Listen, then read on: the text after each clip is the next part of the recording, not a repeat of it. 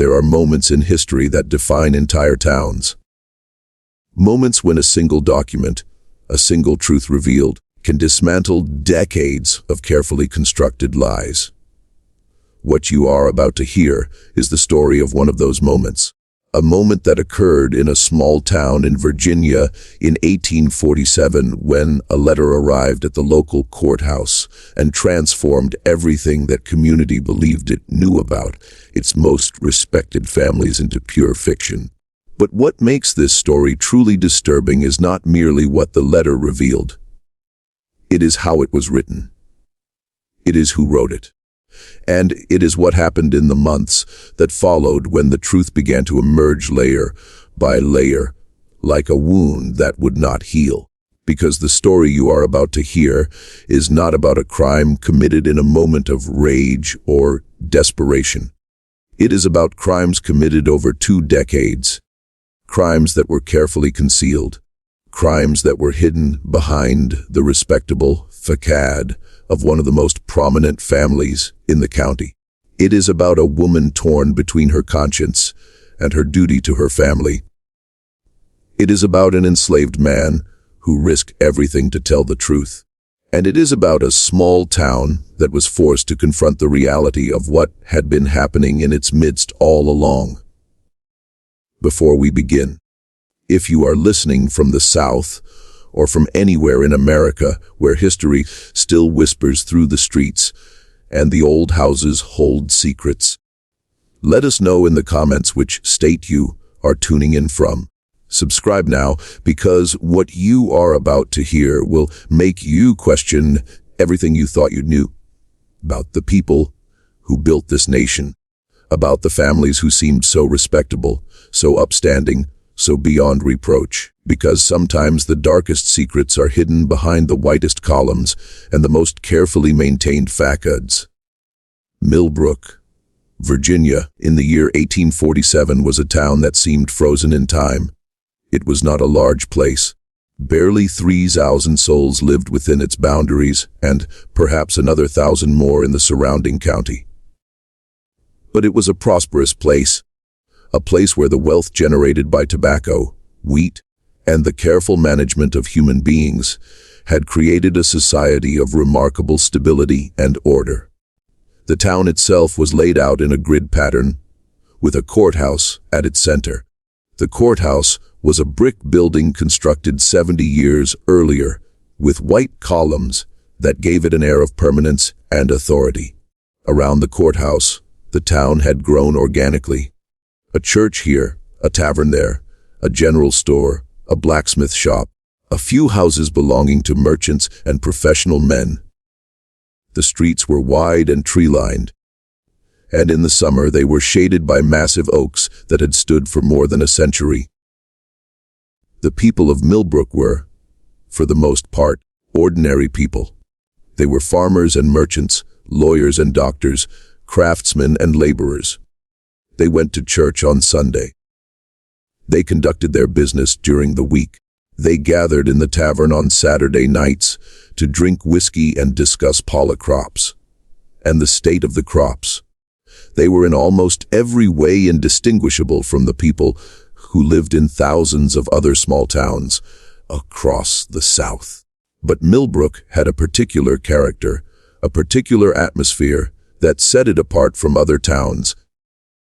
It was a place where the social order seemed more rigid than elsewhere, where the lines between the respectable and the disreputable were more sharply drawn, where the unspoken rules that governed behavior seemed to be more strictly enforced. It was a place where everyone knew everyone else's business, and yet somehow the deepest secrets remained hidden. The enslaved population of the county numbered perhaps 400 souls scattered across the various plantations and farms that dotted the landscape. They were, in the eyes of the law and of society, property no different from a horse or a cow, to be bought and sold, to be used as their owners saw fit. And yet they were also human beings with hopes and fears, with loves and hates, with an inner life that the law refused to acknowledge and the society refused to recognize. Among the white population, there was a hierarchy as rigid as any that existed in the old world. At the top were the planter families, those who owned large tracts of land, and many enslaved people. Below them were the merchants and professional men, the lawyers, the doctors, the shopkeepers. Below them were the small farmers and craftsmen. And at the bottom were the poor whites, the people who owned no land and no enslaved people, who worked for wages or for shares of crops, who were in many ways as powerless as the enslaved people themselves, though they possessed the one advantage that the law recognized them as human.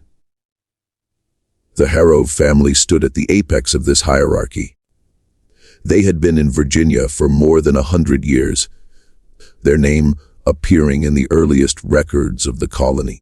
They had accumulated wealth through tobacco cultivation, through trade, through careful marriages that had united their fortune with other prominent families. By the time our story begins, in the year 1847, the Harrove family was not merely wealthy.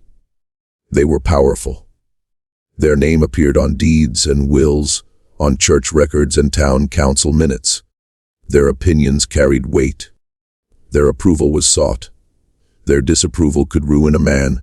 The patriarch of the family at this time was Thomas Harrove, a man of 63 years. He was tall and thin with silver hair that caught the light like polished metal and eyes that seemed to calculate the value of everything they observed. He had been a widower for 12 years, ever since the death of his wife Eleanor in 1835. Eleanor had been a woman of considerable charm and social grace, and her death had left a void in the household that had never quite been filled. Thomas Hargrove had built his fortune through a combination of agricultural production and commercial enterprise. He owned more than 500 acres of prime Virginia land, and he employed more than 60 enslaved people to work that land. But he was also involved in shipping. He had invested in a company that moved goods up and down the James River, and through this investment, he had accumulated considerable wealth. He was also known to have made loans to other planters, loans that carried interest rates that were sometimes whispered about in less than approving tones. Thomas Hargrove had 3 children. The eldest was William, a man of 38 years, who had followed his father into commerce, though with considerably less success and considerably more recklessness. William had a wife named Catherine, a woman of 35 years who came from a respectable family in North Carolina. They had 2 children together, a boy named Thomas, who was 12 years old, and a girl named Elenina, who was 9. William's business ventures had not prospered as he had hoped, and there were whispers that he had lost money on several speculative investments. But his father's wealth and reputation had protected him from the worst consequences of his failures. The second child was Margaret, a woman of 35 years who had never married. This was a matter of considerable speculation in the town. Margaret was handsome rather than beautiful, with sharp features and sharper intelligence. She had dark hair that she wore pinned up in the fashion of the day, and dark eyes that seemed to miss nothing. She had a way of looking at people that made them uncomfortable, as if she could see through their pretenses to the truth beneath. She kept the household accounts and was known to be as shrewd in business matters as any man. She had refused several offers of marriage over the years, and the reasons for her refusals were the subject of endless speculation. The youngest child was James, a man of 29 years who had studied law in Richmond and had recently returned to Millbrook to establish a legal practice. James was the only one of the 3 children who seemed to possess any genuine warmth of character, any capacity for sympathy or understanding toward those less fortunate than himself. He was handsome in a way that his siblings were not, with lighter hair and a more open expression. He had a way of speaking to people, even to enslaved people, That suggested he saw them as human beings rather than as property. This quality had made some people in the town regard him with suspicion, as if his humanity toward the enslaved was somehow a betrayal of his class and his race. The Harrove estate, called Thornfield, sat on 200 acres of prime Virginia land about 3 miles outside the town proper. The main house was a colonial structure of red brick with white columns across the front that gave it an air of permanence and authority. It had been built 70 years earlier by Thomas Harrove's grandfather, and it had been maintained with meticulous care. The grounds were landscaped with gardens and groves of trees. There was a small pond stocked with fish. There were outbuildings, a kitchen, a smokehouse, a storage house, a blacksmith shop, and behind all of this, separated by a 4 mile of Oakline Drive, stood the quarters where the enslaved people lived and worked. The quarters at Thornfield were, by the standards of the time, not the worst that could be found. The cabins were constructed of wood with chimneys and small windows. They were arranged in neat rows, like a small village. There was a communal well, and there were fields where the enslaved people were allowed to grow their own food. But they were also, in every meaningful sense, a prison. The enslaved people who lived there could not leave without permission. They could not own property. They could not marry without the consent of their owner. They could not read or write. It was illegal to teach an enslaved person to read or write, and the penalty for doing so was severe. And yet, despite all of these restrictions, despite all of these laws and customs designed to keep the enslaved people in a state of absolute subjection, there were ways in which the rules could be bent, ways in which knowledge could be transmitted, ways in which the human spirit could assert itself against the system that sought to crush it. The morning of June 14th, 1847 began like any other summer morning in Millbrook. The heat was already building by 700, and the humidity hung in the air like a physical presence, making it difficult to breathe, making the simplest task seem exhausting. The sun rose over the town, turning the brick buildings a deep red color, casting long shadows across the streets. At the courthouse, a brick building that also served as the town's administrative center, the clerk was opening the windows to allow what little breeze existed to circulate through the offices. The clerk's name was Josiah Finch, and he was a man of 52 years. He had held his position for nearly 30 years, and in that time he had become the repository of the town's official memory. Every deed, every will, every record of birth and death and marriage. All of these things passed through his hands. He prided himself on order, on the proper filing of documents, on the maintenance of records that would stand as evidence of the town's legal and commercial transactions for generations to come. Josiah was a meticulous man, almost obsessively so. His desk was organized with mathematical precision. His ledgers were written in a careful hand, with no crossings out or corrections. He arrived at the courthouse at 700 every morning and did not leave until 500 in the afternoon. He had never missed a day of work in 30 years. He had never been late. He had never made a significant error in his record-keeping. On this particular morning, Josiah was opening the windows and preparing the office for the day when the mail carrier arrived. The mail carrier's name was Samuel, and he came to the courthouse 3 times a week on Monday, Wednesday, and Friday, bringing letters and packages that had been sent through the post. Samuel was a man of about 40 years, with a weathered face and a perpetually tired expression. He had been the mail carrier for Millbrook for more than 15 years, and he knew everyone in the town, and everyone in the surrounding county. Samuel handed Josiah a small stack of letters and packages. Most of them were routine business correspondence, a letter from a lawyer in Richmond, a package containing supplies for the courthouse, But there was one letter that caught Josiah's attention immediately. It was addressed simply to the clerk of Millbrook Courthouse and bore no return address. The envelope was of good quality paper, the kind that suggested someone of means had written it. The handwriting on the envelope was careful and deliberate, written in an educated hand. Josiah took the letter from Samuel and thanked him. Samuel left and Josiah stood in the office, holding the letter, feeling a strange sense of foreboding. He could not have explained why the letter troubled him. It was, after all, not unusual for the courthouse to receive letters addressed to the clerk, but something about this particular letter, the quality of the paper, the careful handwriting, the lack of a return address, suggested that it contained something of importance. Josiah set the letter on his desk and continued with his morning routine. He organized the other mail. He checked the ledgers to see if there were any entries that needed to be made.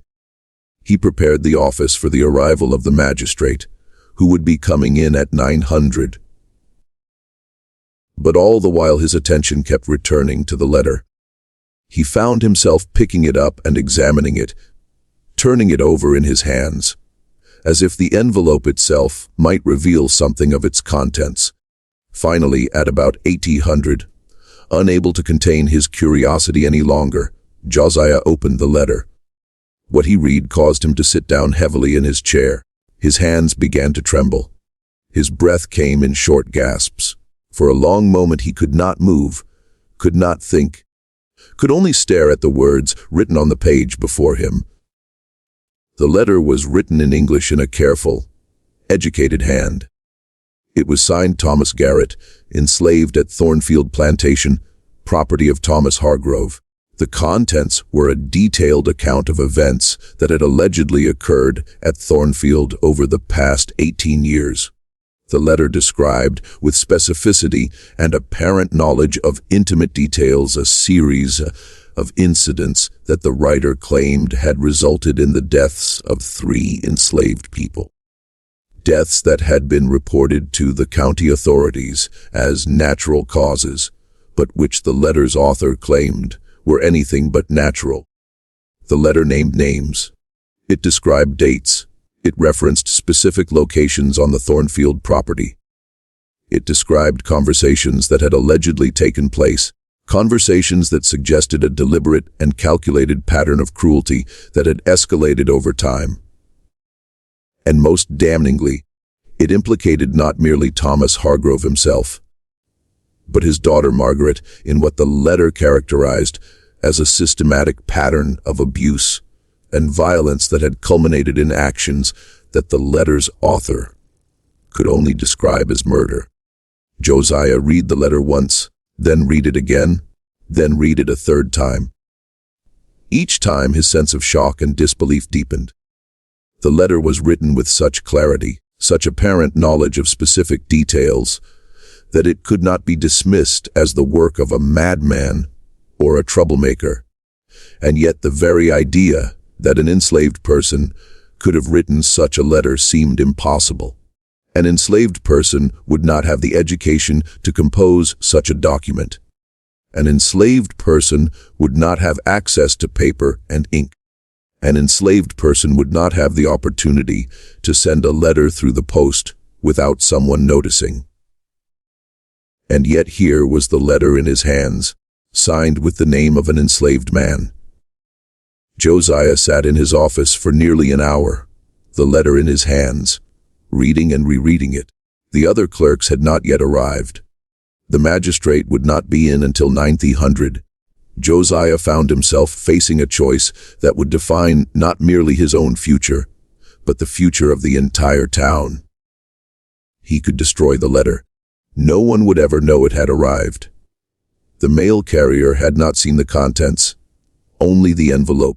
Josiah could burn it in the stove that heated the office in winter, and the matter would be closed.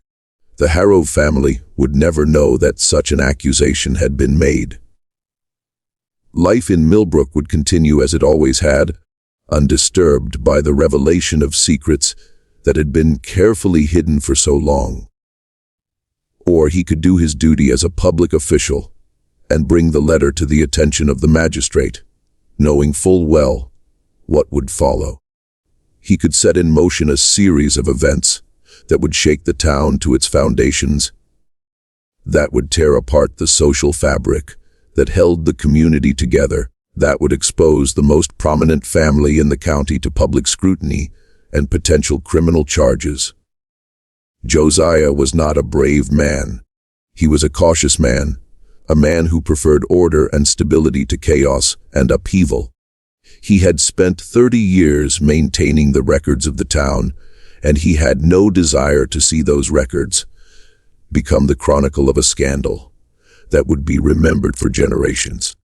And yet he was also an honest man. He believed in the law. He believed in the proper functioning of the courts. He believed that if a crime had been committed, it was the duty of the authorities to investigate that crime and to bring the perpetrator to justice. After that hour of deliberation, Josiah made a decision. He would not destroy the letter, but he would also not immediately bring it to the magistrate's attention. Instead, he would make a copy of the letter in his own hand. A precaution, he told himself, in case the original was lost or destroyed. He would keep both the original and the copy in a secure place. And then, when the magistrate arrived, he would present the letter and let the magistrate decide what should be done. Josiah spent the next hour carefully copying the letter into his own hand. His handwriting was precise and careful, and he reproduced every word, every punctuation mark, every detail of the original. When he was finished, he had 2 copies of the letter, the original and his own reproduction. He placed both of them in a sealed envelope and locked the envelope in a drawer in his desk. Then he waited for the magistrate to arrive. The magistrate's name was Henry Caldwell, and he was a man of 60 years who had held his position for 22 years. He was also, through his wife, distantly related to the Harrow family. This fact would become increasingly important as events unfolded. Henry Caldwell was a man of considerable intelligence and considerable caution. He had studied law in his youth, though he had never practiced as a lawyer. Instead, he had taken the position of magistrate, a position that allowed him to exercise authority without the burden of having to build a legal practice or maintain a client base. He was respected in the town, though not particularly liked. He was known to be fair in his judgments, but also known to be inflexible in his interpretation of the law. When Josiah presented him with the letter, Caldwell's face went pale, and for a long moment he said nothing at all. He took the letter from Josiah's hands and read it slowly, his lips moving slightly as he took in each word. When he finished, he set the letter down on his desk and stared at it as if it might suddenly transform into something else. "Where did this come from?" he finally asked, his voice barely above a whisper. "It arrived in the post this morning," Josiah said. "Arrest to the courthouse, no return address." Caldwell read the letter again, this time more slowly, paying careful attention to every detail. When he finished, he removed his spectacles and rubbed his eyes. He sat in silence for several minutes, his fingers steepled before him, his expression troubled. "This is a serious matter," he said at last. "Extremely serious. If these allegations are true, if they are true," Josiah interrupted, then caught himself. "I apologize, sir. I did not mean to." "No, you are right to interrupt," Caldwell said. "If these allegations are true, then we are looking at criminal conduct of the gravest sort. If they are false, then we are looking at a malicious accusation against one of the most prominent families in this county. Either way, this matter cannot be ignored." "What will you do?" Josiah asked. Caldwell was quiet for a long moment. He stood and walked to the window of his office, looking out onto the courthouse lawn. The morning was hot, and the grass was already beginning to wilt in the heat. A few people were moving about the town, going about their daily business, unaware that something had occurred that would change everything. "I will need to think carefully about this," Caldwell said, still looking out the window. The letter makes specific accusations. It names specific dates and locations. Before we can act on it, we will need to verify whether there is any basis in fact for these claims, and we will need to determine with absolute certainty who wrote this letter. The signature says, Josiah began. The signature says that it was written by Thomas Garrett, an enslaved person at Thornfield, Caldwell said, turning back to face Josiah. But an enslaved person could not have written this. It is impossible. An enslaved person would not have the education to compose such a document. An enslaved person would not have access to paper and ink of this quality. An enslaved person would not have the opportunity to send a letter through the post without someone noticing. Therefore, either the signature is false or someone else wrote this letter and signed another's name to it. Either way, we are dealing with deception of a calculated sort. Caldwell returned to his desk and sat down heavily in his chair. "I will need to speak with Thomas Hargrove," he said. "I will need to ask him about these allegations, about the deaths mentioned in the letter, about whether he has any knowledge of how such a document came to be written. And I will need to examine his records, the records of deaths on his property, the causes listed, the dates, and if the allegations are true." Josiah asked. Caldwell looked at Josiah with an expression that was difficult to read.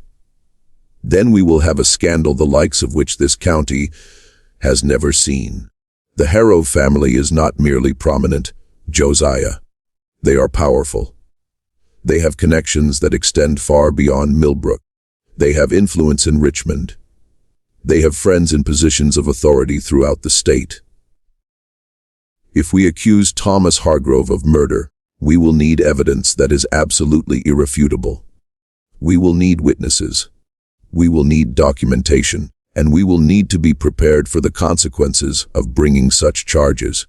And if we do nothing," Josiah asked quietly. Caldwell did not answer immediately.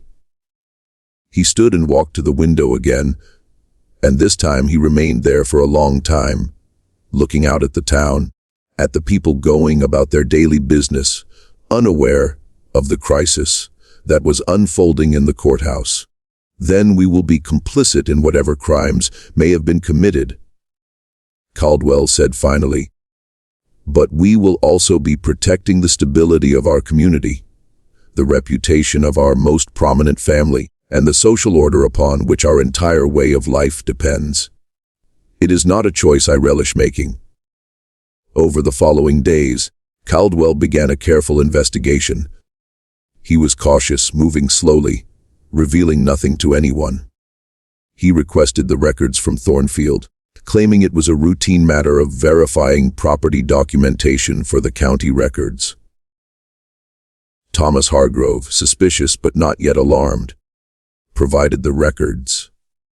Caldwell examined them with meticulous care, cross-referencing them with the county's own records of deaths and burials. What he found was troubling but not conclusive. The letter had mentioned 3 deaths: a woman named Sarah, who had allegedly died in 1829, a man named Robert who had allegedly died in 1835, and a younger man named David who had allegedly died in 1841. According to the Harrove records, all 3 had indeed died on the property. The causes listed were pneumonia, a fall from a horse, and a sudden illness of unknown origin, respectively. But when Caldwell examined the county burial records, he found something odd. The burials had taken place, but there was no record of a physician being called to examine the bodies or to certify the causes of death. This was not entirely unusual. Many deaths in rural areas went uncertified, but combined with the specific allegations in the letter, it suggested that something might have been concealed, Caldwell also made discreet inquiries among the enslaved people who had worked at Thornfield during those years. This was a delicate matter because any inquiries about the Hargrove family could quickly reach Thomas Hargrove's ears, and Caldwell did not want to alert him to the investigation before he had gathered sufficient evidence. But Caldwell had ways of making inquiries without drawing attention to himself. He spoke with enslaved people who had been sold away from Thornfield, but whose relatives still worked there. He spoke with enslaved people who worked for other families in the county and who might have heard rumors about what happened at Thornfield. He spoke with poor whites who worked on the Hargrove property and who might have witnessed something. What he learned was fragmentary and often contradictory, but it painted a picture of a household where fear was the dominant emotion, where punishments were severe and sometimes inexplicable, where certain topics were never discussed, where there was a sense that something dark and terrible lurked beneath the surface of the respectable facade. One elderly enslaved woman, who had since been sold away from Thornfield, but whose daughter still worked there, told Caldwell in a whispered conversation that she had heard rumors. Only rumors, she emphasized, nothing she could swear to. That Sarah had been with child when she died, and that the child had not been Thomas Hargrove's. She had also heard that Sarah had been confined to a room in the basement of the house for several weeks before her death, and that no one had been allowed to see her. She had heard that Sarah had cried out in the night terrible cries of pain and despair, but that no one had been allowed to help her. As for Robert, the elderly woman said that she had heard he had been punished severely for some transgression, though she did not know what it was. She had heard that he had been whipped so badly that he could not work for several weeks. She had heard that he had developed an infection in the wounds, and that the infection had spread throughout his body. She had heard that he had died in agony over the course of several days, and that Margaret Hargrove had sat with him through the nights tending to his wounds, bringing him food and water. As for David, the elderly woman said that she knew very little. She had heard that he had been a favorite of Margaret Hargrove's, that she had treated him with a kindness that was unusual, even shocking for a white woman toward an enslaved person. She had heard that Margaret had taught him to read, though she did not know how this was possible, given that it was illegal to teach an enslaved person to read. She had heard that his death had affected Margaret deeply, that she had not left her room for a week after he died. But rumors were not evidence, and Caldwell knew that without evidence, he could do nothing. The existence of the letter, though it had been kept as confidential as possible, could not remain secret in a town the size of Millbrook. Secrets in small towns have a way of spreading like wildfire, traveling from person to person, growing and changing as they go until they bear little resemblance to the original truth. Within a week of the letter's arrival, rumors had begun to circulate. People whispered in the streets, in the market, in the church. The Hargrove family, it was said, was under investigation for crimes of an unspecified but clearly serious nature. Some said murder, others said theft. A few, more darkly, suggested that the crimes were of a nature so vile that they could not be spoken of in polite company. The rumors grew more elaborate as they spread. Some people claimed that the letter had been written by a ghost, the spirit of a murdered, enslaved person, seeking revenge. Others claimed that it had been written by a runaway slave who had escaped to the north and was now seeking to destroy the family that had enslaved him. Still others claimed that it had been written by someone within the Hargrove family itself, someone seeking to expose the crimes of their relatives. The effect of these rumors was to create a climate of suspicion and uncertainty throughout the town. People who had always regarded the Harrow family with respect and admiration began to look at them with suspicion. People began to remember things they had heard, things they had seen, things that had seemed innocent at the time, but which now took on a more sinister meaning in light of the rumors. Thomas Hargrove, when he learned of the investigation, was furious. He came to the courthouse himself, accompanied by his son, William, and demanded to know what basis Caldwell had for making inquiries into his property and his records. Caldwell carefully explained that he had received an anonymous letter making certain allegations, and that as a matter of legal procedure, he was obligated to investigate. What sort of allegations? Harrow demanded, his face darkening with anger. Caldwell hesitated.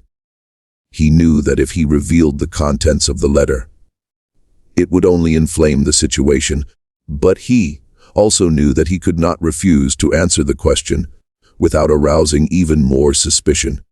"I am not at liberty to discuss the contents of the letter at this time," Caldwell said carefully. "The investigation is ongoing. When the investigation is complete, all matters will be made public." "This is an outrage," Hargrove said, his voice rising. "I have been a respected member of this community for 40 years. I have served on the town council. I have contributed to the church. I have built my fortune through honest business practices and careful management of my property. And now you come to me with vague insinuations and demands for my records. On what authority do you do this?" "On the authority of my office as magistrate," Caldwell said quietly. "And on the basis of a letter that makes specific accusations of criminal conduct." "A letter from whom?" Hargrove demanded. "Who has made these accusations?" "That is what we are attempting to determine," Caldwell said. Hargrove's eyes narrowed. "If this letter comes from one of my people, then it is the work of a liar and a troublemaker, and I will deal with it accordingly. If it comes from someone else, then it is a malicious fabrication designed to damage my reputation and my family's standing in this community." "That may well be," Caldwell said. "But until we have completed our investigation, I must ask that you make no moves against any of your people that might be construed as retaliation for the letter. You are telling me how to manage my own property." Harrow's voice had risen to a shout. "You are telling me that I cannot discipline my own slaves as I see fit." "I am telling you," Caldwell said, his own voice remaining steady, "that if any harm comes to any person at Thornfield in the coming weeks, I will consider it evidence of consciousness of guilt, and I will act accordingly." Hargrove left the courthouse in a fury, William trailing behind him, his face pale and anxious. But the damage had been done. The town now knew with certainty that the Harrow family was under investigation for something serious enough to warrant the magistrate's intervention. The question that everyone was asking in whispered conversations and careful aids was, what had Thomas Garrett, if indeed it was Thomas Garrett who had written the letter, revealed? What crimes had been committed at Thornfield? What secrets had been hidden for so long? At Thornfield, the atmosphere became increasingly tense. Thomas Hargrove conducted a thorough search of the quarters, looking for evidence of literacy, for hidden papers, for anything that might indicate who had written the letter. He questioned the enslaved people, sometimes gently, sometimes with threats. He offered rewards for information. He promised severe punishment for anyone who had aided in the letter's composition. But Thomas Garrett, if he was indeed the author, had disappeared. This was the detail that finally convinced Caldwell that the letter was genuine. On the morning of June 28th, 2 weeks after the letter had arrived at the courthouse, it was discovered that Thomas Garrett was no longer at Thornfield. His quarters were empty. His few possessions were gone. He had vanished as completely as if the earth had swallowed him. Thomas Hargrove reported him as a runaway to the county authorities and to the slave patrols that operated throughout the region. Notices were posted offering a reward for his capture, for 50, a substantial sum at the time. But in his heart, Hargrove seemed to know that Thomas Garrett would not be found, at least not alive, and willing to be returned to Thornfield. The question that now consumed the town was, had Thomas Garrett fled because he was guilty of writing a malicious lie, or had he fled because he feared the consequences of telling the truth? As the investigation deepened, Caldwell began to piece together a narrative that was far more complex and far more disturbing than the letter alone had suggested. He did this through careful interviews, through examination of records, through the testimony of people who had worked at Thornfield, or who had connections to the family. He moved slowly and carefully, never revealing more than he needed to, always aware that any misstep could alert the Hargrove family to the direction of his investigation. What emerged was a picture of a household ruled by fear and control, where the normal rules of human decency seemed not to apply. It was a picture that became increasingly clear as Caldwell gathered more and more pieces of the puzzle. The first death mentioned in the letter, Sarah, who had allegedly died in 1829, had been a young woman, perhaps 25 years old, who had worked in the house. She had been purchased by Thomas Hargrove about 5 years before her death, and she had been assigned to work in the kitchen and in the domestic areas of the house. According to the fragmentary accounts that Caldwell was able to gather, she had been a quiet woman, not particularly remarkable, but competent at her work. And then, according to the accounts Caldwell heard, she had become pregnant. The father of the child was not Thomas Hargrove, but rather a white man from the town, a man of some standing, though not as prominent as Hargrove himself. The man's name was Richard Ashton, and he was a merchant who owned a store in town. According to the accounts Caldwell heard, Ashton had visited Thornfield on several occasions, ostensibly on business with Thomas Hargrove, but had actually been meeting with Sarah in secret. When Thomas Hargrove discovered this, he had been enraged, not merely because Sarah had been with child, but because she had been with child by a white man, a man of the town, a man whose family was respectable, and whose reputation would be damaged if it became known that he had fathered a child with an enslaved woman. Sarah had been confined to a room in the basement of the house for several weeks. She had been given minimal food and water. She had been forbidden from seeing anyone except the person who brought her meals. And then, one morning, she had been found dead. The official cause of death, as recorded in the Hargrove records, was pneumonia.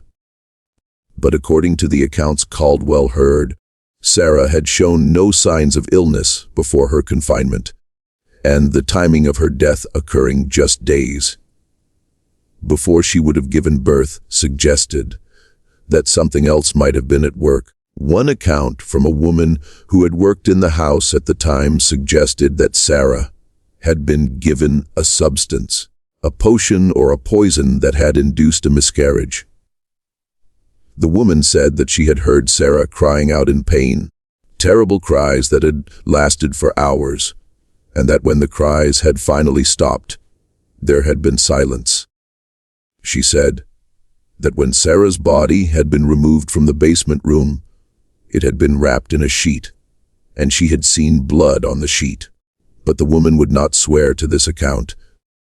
She was afraid, she said, afraid of what might happen to her if she spoke too openly about what had happened at Thornfield. The second death. Robert in 1835 had been a field hand, a man in his 30s who had apparently committed some transgression that had earned him the particular eye of Margaret Hargrove. What the transgression was, Caldwell could not determine, But Robert had been subjected to a severe whipping, severe enough that he had been unable to work for several weeks. According to the accounts Caldwell heard, Robert had been whipped by the overseer at Thornfield, a man named Jacob Crane, who had a reputation for cruelty. The whipping had been ordered by Margaret Hargrove, though Thomas Hargrove had not objected to it. The whipping had been severe, so severe that Robert's back had been torn open and the wounds had bled profusely. After the whipping, Robert had been confined to his quarters. He had developed an infection in the wounds and the infection had spread. He had developed a fever. He had become delirious. He had cried out in pain and confusion. And then, according to the accounts Caldwell heard, Margaret Hargrove had begun to visit him. This detail troubled Caldwell more than any of the others. It suggested a complexity of emotion, a mixture of cruelty and compassion that did not fit neatly into any simple narrative of villain. Margaret had brought Robert food and water. She had tended to his wounds, cleaning them and applying spices. She had sat with him through the nights, watching over him as he lay fevered and delirious. She had spoken to him gently as if she cared about his suffering. And then after several weeks, Robert had died. One account from a woman who had worked in the house at the time suggested that Margaret had administered something to Robert in his final days, something that had hastened his death, that had ended his suffering. The woman said that she had seen Margaret with a small vial in her hand and that she had seen Margaret pour something into Robert's food or drink. She said that Robert had died peacefully without the terrible cries of pain that had characterized his illness. But again, the woman would not swear to this account. She was afraid. She did not want to be involved in the matter. The third death, David, in 1841, was the one that seemed to have affected Margaret most deeply. David had been a young man, perhaps 20 years old, who had worked in the house. He had been purchased by Thomas Hargrove about 5 years before his death, and he had been assigned to work as a house servant. According to multiple accounts, David had been Margaret's favorite. She had treated him with a kindness that was unusual, even shocking for a white woman toward an enslaved person. She had allowed him to work in the library, organizing books and maintaining the collection. She had taught him to read. This was the detail that made Caldwell sit up in his chair, and she had allowed him access to her personal library.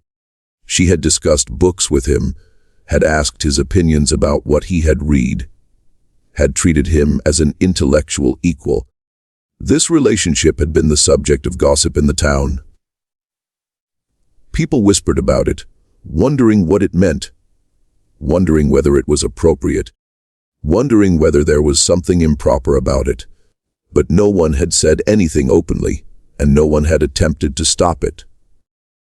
And then, quite suddenly, David had died. The cause listed was a sudden illness of unknown origin. But according to the accounts Caldwell heard, David had been perfectly healthy the day before his death. He had been seen working in the garden, apparently in good spirits. He had been smiling. He had seemed happy. And the next morning, he had been found dead in his quarters. Margaret had not left her room for a week after David's death. When she had finally emerged, she had been a changed woman, quieter, more withdrawn, more severe in her dealings with the enslaved people under her authority. The warmth and kindness that had characterized her interactions with David had been replaced by coldness and distance. It was this detail that finally gave Caldwell a crucial insight. He realized that the letter with its careful documentation of these 3 deaths had been written not merely as an accusation, but as a confession. The letter was not simply saying that crimes had been committed. It was saying that the writer had witnessed these crimes, had perhaps even been complicit in them in some way, and could no longer remain silent. And if that was true, then the writer was not simply an enslaved person who had learned to read and write. The writer was someone who had been close enough to the Harrove family to know the intimate details of their household, someone who had perhaps even been trusted by them, someone who had access to information that only an insider would possess. Caldwell began to suspect that Thomas Garrett had not written the letter alone. He began to suspect that he had written it with the knowledge, perhaps even the assistance of someone else. Someone who had access to paper and ink, to the post, to the ability to move about the town without suspicion. Someone, in other words, like Margaret Hargrove. Caldwell did not confront Margaret directly. Instead, he continued his investigation, gathering more evidence, more testimony, more pieces of the puzzle.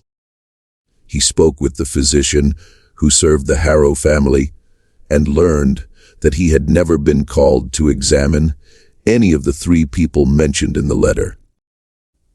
He spoke with the minister of the Baptist church and learned that Margaret had made a confession to him years ago that had troubled him deeply, though he would not reveal the contents of that confession, bound as he was by the sanctity of the confessional.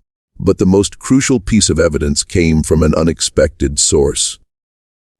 A woman named Catherine, William Harrove's wife, came to Caldwell's office late one evening, after dark when she was unlikely to be seen. She was frightened and her hands trembled as she spoke. She told Caldwell that she had discovered something in her husband's study, something that had been hidden away in a locked drawer. It was a journal written in Margaret's hand, dating back more than 20 years. Catherine had read portions of it, and what she had read had horrified her.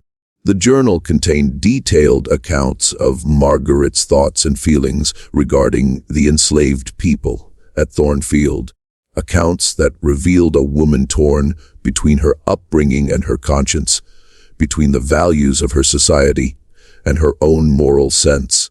And it contained most damningly detailed descriptions of the 3 deaths mentioned in the letter, descriptions that went far beyond what the letter itself had revealed. Caldwell took the journal from Catherine's hands with great care. He could see that she was terrified, that she feared the consequences of what she was doing. He assured her that her identity would be protected, that no one would know that she had provided the journal to him. "Why are you doing this?" Caldwell asked her. "Why are you betraying your husband's family?" Catherine was quiet for a long moment. "Because I cannot live with the knowledge of what has been done," she said finally. "Because I have a daughter, and I cannot bear the thought that she might grow up in a world where such things are considered acceptable. Because I believe that the truth must be known, no matter what the consequences." After Catherine left, Caldwell spent the entire night reading the journal. What he read was a detailed chronicle of Margaret Hargrove's inner life, a chronicle that revealed a woman of considerable intelligence and considerable moral sensitivity. A woman who had been shaped by her society, but who had never quite accepted the values that her society had tried to instill in her. The journal began in 1826, when Margaret was 24 years old.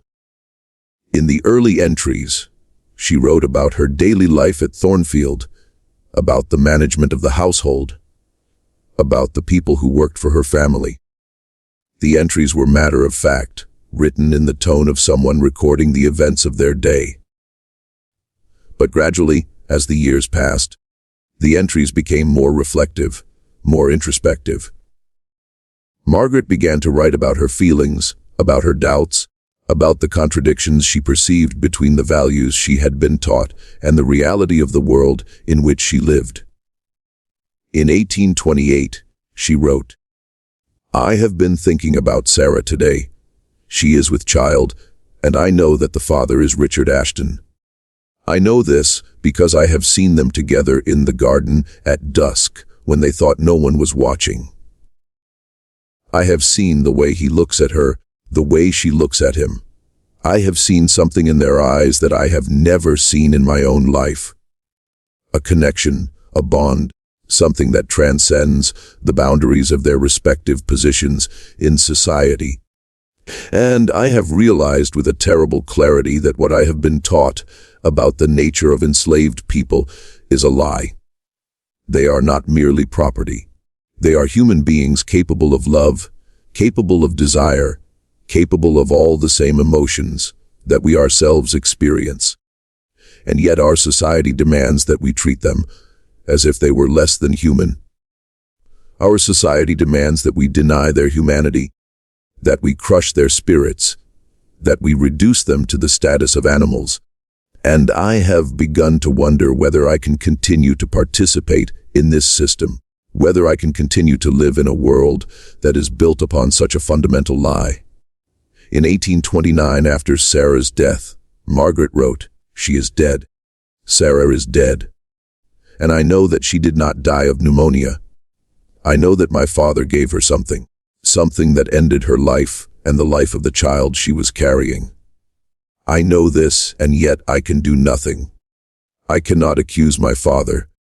I cannot go to the authorities. I cannot speak the truth, because the truth would destroy my family, would destroy the reputation that we have built, would expose us to scandal and ruin. And so I remain silent, and in my silence I become complicit in her death. I become a murderer just as surely as if I had administered the poison myself." In 1835, after Robert's death, Margaret wrote, "I ordered the whipping. I gave the order to Jacob Crane, and he carried it out. I did this because Robert had done something that I could not tolerate, something that had wounded me deeply. And I wanted him to suffer. I wanted him to feel pain, to feel humiliation, to feel the same sense of powerlessness that I feel every day of my life. But when I saw the wounds on his back, when I saw the blood, when I heard his cries of pain, I was filled with a terrible remorse. I realized that I had become the very thing that I despise, a person capable of inflicting suffering on another human being, and so I tended to his wounds. I sat with him through the nights. I brought him food and water. I tried to ease his suffering, but it was too late. The infection had set in and his body was failing. And when it became clear that he would not recover, I made a decision. I could not allow him to continue to suffer. I could not allow him to die slowly in agony over the course of weeks or months. And so I gave him something, a potion that I had obtained from an old woman in the town, a woman who knows about such things. And he died peacefully without pain, and I told myself that I had done this out of mercy, out of compassion. But I know the truth. I killed him. I am a murderer. And then in 1841, after David's death, Margaret wrote, "He is dead. David is dead, and I do not know how to continue living." He was the only person in this world who understood me, who saw me not as a woman of my class and my race, but as a human being with all of my contradictions and my doubts and my fears. He was the only person who made me feel that I was not alone in my moral confusion, that, hey Snorts, there was someone else in this world who questioned the values of our society, who believed that the system of slavery was fundamentally wrong. And I loved him. I loved him in a way that I have never loved anyone else, in a way that transcended the boundaries of race and class and social position. And when I realized that my love for him was becoming dangerous, that it was threatening to expose me to ridicule and scandal, I made a choice. I ended the relationship. I forbade him from entering the house. I treated him with coldness and cruelty. I tried to convince myself that I did not love him, that what I felt for him was merely a passing fancy, a moment of weakness, but I could not convince myself. And when he tried to run away, when he attempted to escape from Thornfield, I brought him back. I confined him. And then, when I realized that he would never be happy, that he would never be able to escape from the system that had enslaved him. I made a decision. I gave him the same potion that I had given to Robert, and he died. And I told myself that I had done this out of mercy, out of compassion, out of love. But I know the truth. I am a murderer. I have killed 3 people, and I cannot live with the weight of this knowledge any longer. When Caldwell finished reading the journal, he sat in silence for a long time. He understood finally the true nature of the letter that had arrived at his courthouse. The letter had been written by Thomas Garrett, but it had been written with Margaret's knowledge, and almost certainly with her assistance. She had provided him with the information, the details, the dates. She had perhaps even helped him compose it. And she had done this because she could no longer bear the weight of her secrets, because she needed the truth to be known even if that truth would destroy her and her family. The question that remained was, why had she done this? What had changed in the years since David's death that had finally driven her to this act of confession? Caldwell did not have to wonder for long. Within days of receiving the journal from Catherine, he received a message from the physician who served the Harrow family. Margaret had taken ill. The physician said she was declining rapidly. It was possible that she did not have much time left. Caldwell went to Thornfield to see her. He was admitted to her room by a servant, and there he found Margaret lying in bed, her face pale and drawn, her breathing shallow. She was conscious, and when she saw Caldwell, she seemed almost relieved. "You have read the journal," she said. It was not a question. "I have," Caldwell replied. "Then you know," Margaret said. "You know what I have done, what we have done." "I know what you have written," Caldwell said carefully. "But I do not know the full truth. I do not know whether the journal is an accurate account of events, or whether it is the product of a fevered mind, a woman seeking to confess to sins that may not have been committed." Margaret smiled weakly. "You are a careful man, Henry. That is why I chose you. That is why I ensured that the letter would reach you and no one else." "You ensured it?" Caldwell asked. "Thomas Garrett did not write that letter," Margaret said. "I wrote it. I wrote it in his hand as best I could after he had taught me to forge his script. I addressed it to the courthouse because I knew that you would be the one to receive it, and I knew that you would investigate carefully, without rushing to judgment. I knew that you would seek the truth." "Why?" Caldwell asked. "Why reveal all of this now? Why not take these secrets to your grave?" Margaret was quiet for a long moment. "Because I am dying," she said finally. "The physician has told me that I have perhaps a month, perhaps less, and I cannot die with these secrets still locked inside me. I cannot die knowing that the truth will die with me, and I cannot die knowing that Thomas Garrett is out there, hunted like an animal, blamed for a letter that he did not write." "Where is Thomas Garrett?" Caldwell asked. "Safe," Margaret said. "He is in Philadelphia living under an assumed name. I helped him escape.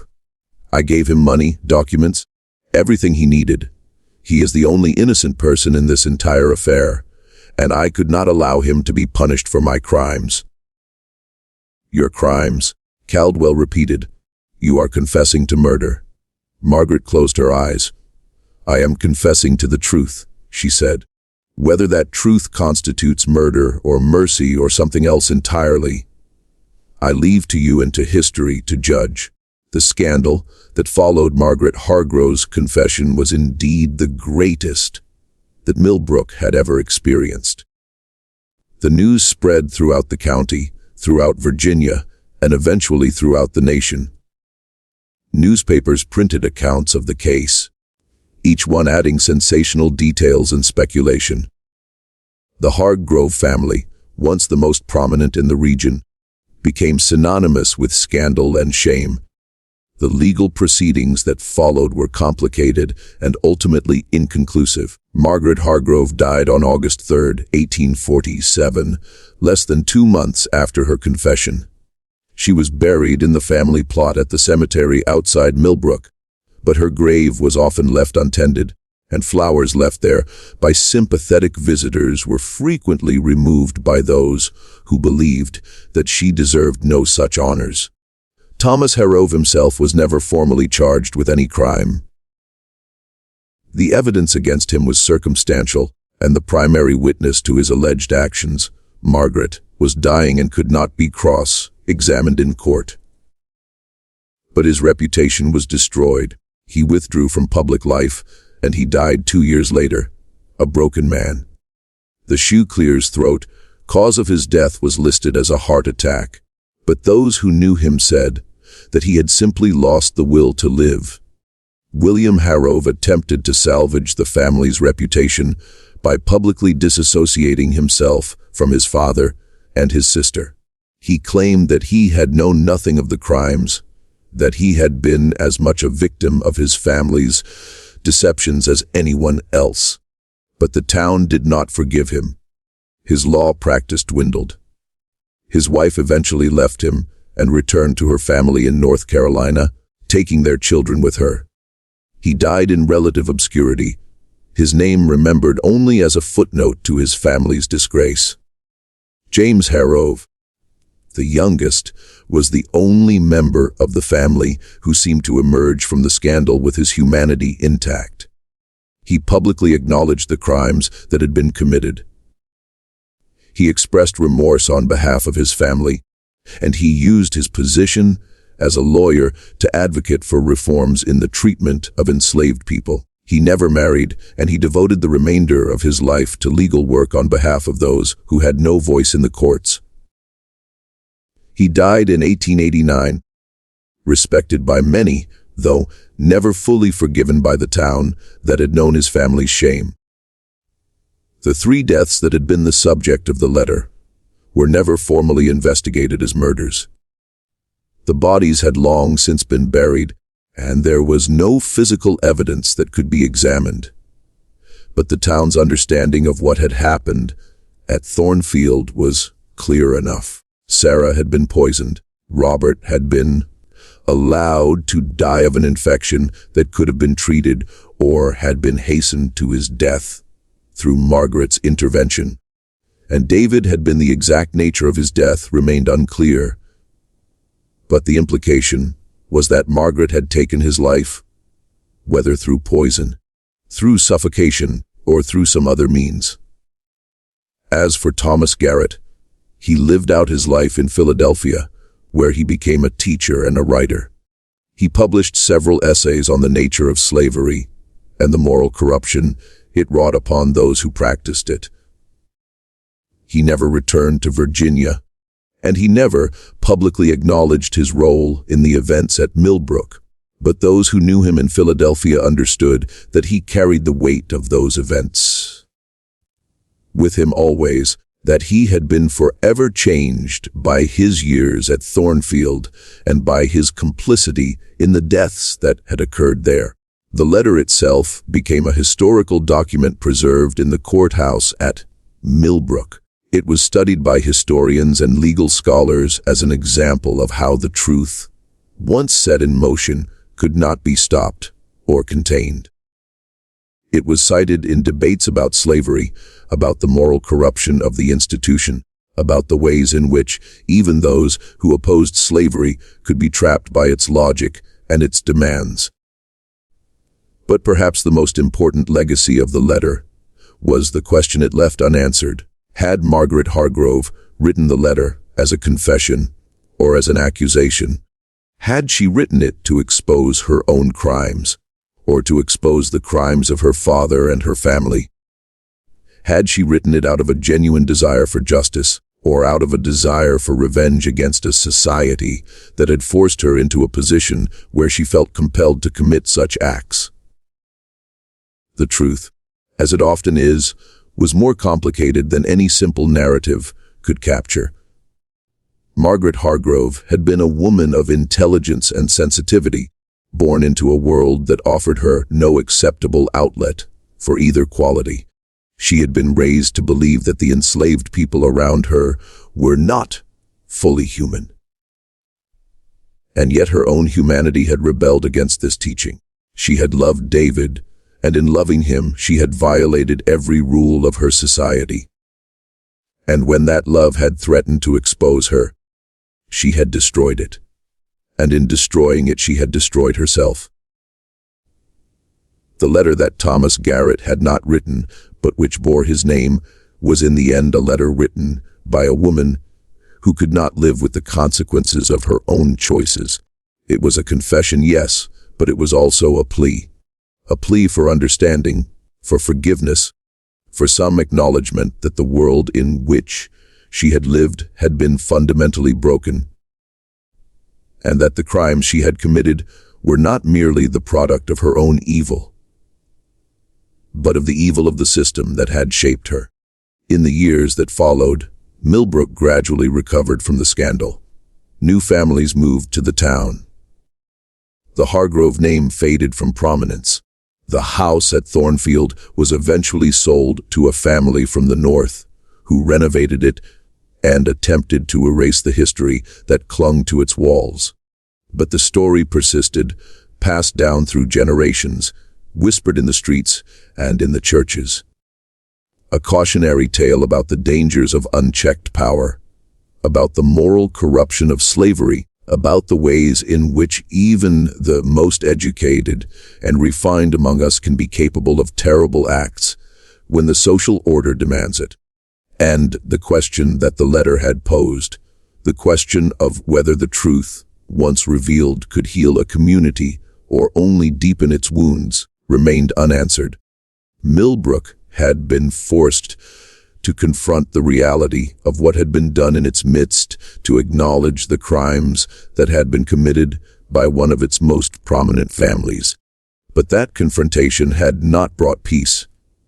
It had only brought a kind of wary acceptance that evil could flourish anywhere. Even in the most respectable of households, even in the most orderly of towns. The story of the letter that changed Millbrook became over time a story that was told and retold, each telling, adding new details, new interpretations, new meanings. Some people saw it as a story about the evils of slavery. Others saw it as a story about the corruption that comes from unchecked power. Still others saw it as a story about the possibility of redemption, about a woman who, despite her crimes, had found the courage to tell the truth. But perhaps the most important interpretation was the simplest one. It was a story about the power of truth. It was a story about how a single letter written by a woman who could no longer bear the weight of her secrets could transform an entire community. It was a story about how the truth, no matter how deeply it is buried, no matter how carefully it is concealed, eventually finds a way to emerge into the light. And it was a story that would be remembered long after the people who lived it had passed away, as a reminder that the past is never truly past, that the secrets we keep have a way of catching up with us, and that the only way to find peace is to face the truth.